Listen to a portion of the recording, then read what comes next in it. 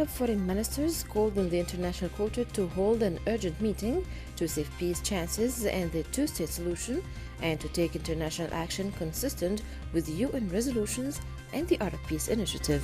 In the final communique released following an emergency meeting held through video conference to discuss Israel's plans to annex parts of the West Bank, the Arab foreign ministers urged the Israeli occupation government to stop implementing its colonial plans. They also demanded the U.S. administration to abide by the United Nations Charter and resolutions and the principles and provisions of international law. Israel carried out a series of new strikes against militias in southern Syria. It also later struck a Hezbollah weapons warehouse in central Syria. Israeli helicopters fired several from the Israeli-occupied Golan Heights against militia posts near Quneitra. Reports said that the attack caused only material damage. There was no immediate comment from the Israeli army. Libyan refugees living on the outskirts of the capital Tripoli received the news of the humanitarian truce agreed upon by the warring factions with the mixed feelings, expressing hope that it would go into effect as soon as possible so that they could return to their homes, some of which had been destroyed by the war.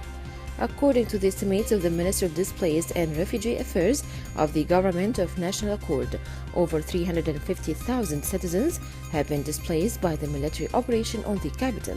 Most of them are women, children, elderly, or have special needs and live in shelters or abandoned buildings. Turkish President Recep Tayyip Erdogan has recently repeated more than once that the change taking place in the world due to the spread of the coronavirus opens new opportunities for Turkey. As the world's major stakeholders are busy fighting the pandemic, Turkey is focusing on strengthening its regional expansion in the Middle East and Mediterranean region. Turkey intervened in Libya to try to change the balance of power and support the Government of National Accord (GNA) headed by Fayez Sarraj in Tripoli. Morocco's Interior Minister Abdelwafi Leftet said that the number of people pursued and arrested in line with the health emergency imposed by the authorities has amounted to 81,000, an average of 2,000 persons per day. He ruled out things returning to normal soon, noting that people shall live with the pandemic for a longer period of time. MPs expressed concern over the rising number of arrests, yet the minister explained that they are aimed at forcing people to stay at home. The Kurdish-led Autonomous Administration of North and East Syria has isolated Al-Hasaka city after 3 new coronavirus cases were reported there. In an official statement, the health authorities said the test results of 2 people confirmed their infection, adding that one lives in Hasaka and the other in Kamishli. The administration's presidency of the Provincial Council called on citizens to remain home, avoid gathering, and abide by the measures to fight the spread of the pandemic on a large scale. Iran announced 63 new deaths from the novel coronavirus, saying the rate of fatalities and infections were dropping while calling on the public to remain vigilant. The deaths recorded in the past 48 hours brought to 6,091 the overall toll from illness in the Middle East's hardest hit country. The health ministry spokesman said 1,006 people tested positive for the virus that causes COVID-19. Lebanon registered 4 new coronavirus cases, raising its total to 729. Lebanon had declared a state of health emergency to tackle the outbreak and imposed a lockdown and curfew to curb the outbreak. It recently extended the emergency to May the 10th, but in eyeing a return to normal by gradually easing restrictions over several weeks. The United States said that Venezuela is paying Iran in gold to rebuild its troubled oil industry, denouncing the growing cooperation between its two adversaries. Elliot Abrams, the U.S. Special Envoy for Venezuela, said that Iran has been sending more and more planes to the South American nation, including this week. President Donald Trump's administration has slapped unilateral U.S. sanctions aimed at ending oil exports from both Iran and Venezuela. U.S. Special Representative for Iran Brian Hook said the United States is hopeful the UN Security Council will extend an arms embargo on Iran before it expires in October. He said the United States had drafted a Security Council resolution on the issue, which would need 9 votes in favor and no vetoes by Russia, China, the United States, Britain, or France to pass. He also suggested that Washington did not plan to move ahead quickly with its push for the arms embargo extension. U.S. Ambassador to Cairo Jonathan Cohen condemns the terrorist attack in North Sinai's Be'r el Abed city, which caused the death or the injury of 8 army soldiers and 2 officers.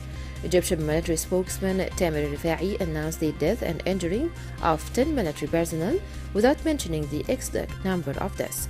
The terrorist attack was condemned by a number of Arab and European countries who affirmed their full support for Egypt against terrorism. Egypt's military spokesman Tamer Rifa'i announced in a statement that 2 high-risk terrorists were shot dead in a shootout with Egyptian armed forces in North Sinai Governorate 1 day after 10 military personnel were killed and injured by terrorists. Upon intelligence information provided to armed forces on a hazard of a group of terrorists in a farm in North Sinai, the forces carried out an operation in which a shootout occurred between 2 sides. 2 highly dangerous terrorists were killed while a general-purpose machine gun, a wireless device, and ammunition were confiscated.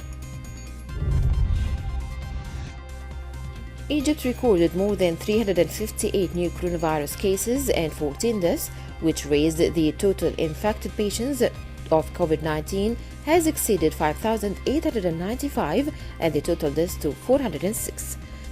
The health ministry spokesman added that 79 patients were discharged from the hospital after being confirmed that they are completely recovered from the virus. This also rises the number of recovered cases to 1,460 out of 1,875 who had been tested for the virus and had received negative results. A patent has been granted by the UAE Ministry of Economy for the development of an innovative and promising treatment for COVID-19 infections using stem cells. The treatment was developed by a team of doctors and researchers at the Abu Dhabi Stem Cell Center and involves extracting stem cells from the patient's own blood and reintroducing them after activating them. The patent was granted for the innovative method in which the stem cells are collected. Secretary of the Palestine Liberation Organization Executive Committee Saeb Erekat has welcomed a joint message delivered by the European countries to Israel to warn it against the annexation of any parts of the West Bank. He said this important message sent jointly by the UK, France, Germany, Italy, Spain, Sweden, Belgium, Holland, Ireland, and the European Union warned Israel that this step represents a patent violation to the international law and will have grave consequences on the security in the region and affect Israeli international standing. The United Nations World Food Programme WFP has started a network of global logistics hubs that will support the entire aid community and ensure the delivery of vital medical and humanitarian supplies to developing countries at a time when commercial air transport is at a virtual standstill. The WFP is setting up the logistics backbone for global COVID-19 efforts, rolling out a global hub and spoke system of air links to dispatch vital medical and humanitarian cargo and transport health workers to the front lines of the pandemic. WFP expects to transport the equivalent of 37 Boeing 747 plane loads over the next 6 weeks from China and Malaysia to 130 countries around the world. Contactless payment has grown threefold in daily consumption operations in Saudi Arabia, a recent study revealed.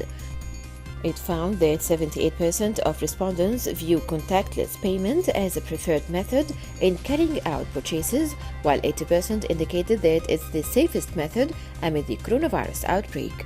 During February and March, as many countries imposed restrictions to promote social distancing, a significant majority of consumers turned to contactless card payments for necessary purchases. The Daily Mail highlighted the uncover of an anthropoid coffin containing a mummy dating back to the 17th dynasty in Dara Abu Najah necropolis on Luxor's West Bank on April 24th. The mummy, which was found in a bad conservation condition, is of a 15 or 16-year-old girl resting on her right side inside the coffin. The girl mummy is wearing two spiral-shaped earrings in one of her ears. The two earrings are covered with a thin metal leaf.